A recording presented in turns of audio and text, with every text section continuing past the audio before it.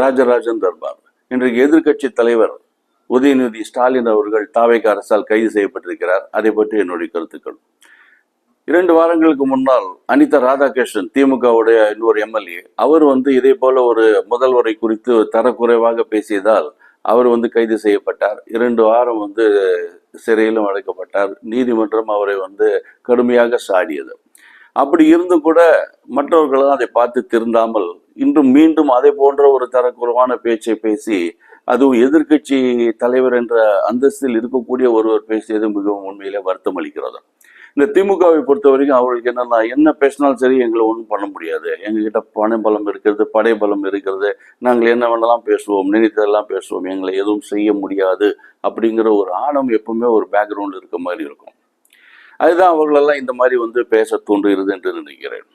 அதுவும் இதில் பார்த்தோம்னா கருத்து சுதந்திரம் என்றது டெஃபினட்டாக நம்ம ஜனநாயக நாட்டில் இருக்குது. யார் வேணா அந்த ஆட்சியை பற்றி கிரிட்டிசைஸ் பண்ணலாம், கடுமையாக சாடலாம், வன்மையாக கண்டிக்கலாம், நடவடிக்கைகளை பொறுத்த வரைக்கும். ஆனால் தனிப்பட்ட விமர்சனமோ இல்லை தரக்குறைவான பேச்சுக்களோ கண்டிப்பாக இருக்கக்கூடாது. அப்படிப்பட்டவர்கள் யாராக இருந்தாலும் அவர்கள் கடுமையாக தண்டிக்கப்பட வேண்டும். இதுக்கு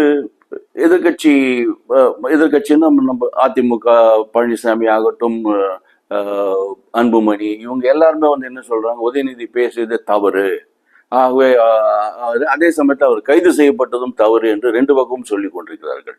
அவர் பேசியது தவறு என்றால் அது தண்டிக்கப்பட வேண்டும், தண்டிக்கப்பட வேண்டும் என்றால் அது கைது செய்யப்பட வேண்டும். அவர் பேசியது தவறு ஆனால் கைது செய்ததும் தவறு என்றால், கைது செய்யாமல் விட்டுவிட்டால் அவர் எப்படி தண்டிக்கப்படுவார்? தண்டிக்கப்படாமல் விட்டுவிட்டால் அவர் எப்படி திருந்துவார்? அப்புறம் திரும்பி இதே மாதிரி தவறாக தான் பேசி கொண்டிருப்பார்கள். ஆகவே இந்த மாதிரி தரக்குறைவாக பேசியவர்கள் கண்டிப்பாக தண்டிக்கப்பட வேண்டும். அதில் எந்த விதமான கருத்துக்கிடமின்றி அதுவும் கைது டெஃபினட்டா செய்யப்படதான் வேண்டும் என்று தெரிகிறது.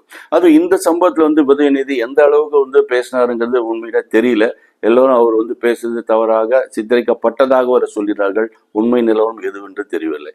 எதுவாக இருந்தாலும் அவரோட பொறுப்புல, மதில் கட்சி தலைவர் என்ற பொறுப்புல இருக்கும்போது ஓரிரு வார்த்தைகள் கூட சந்தேகத்துக்கு கூட இடமில்லாத வகையில் அவர் வார்த்தைகளை அமைத்து கொண்டுதான் பொது வெளியில பேச வேண்டும்.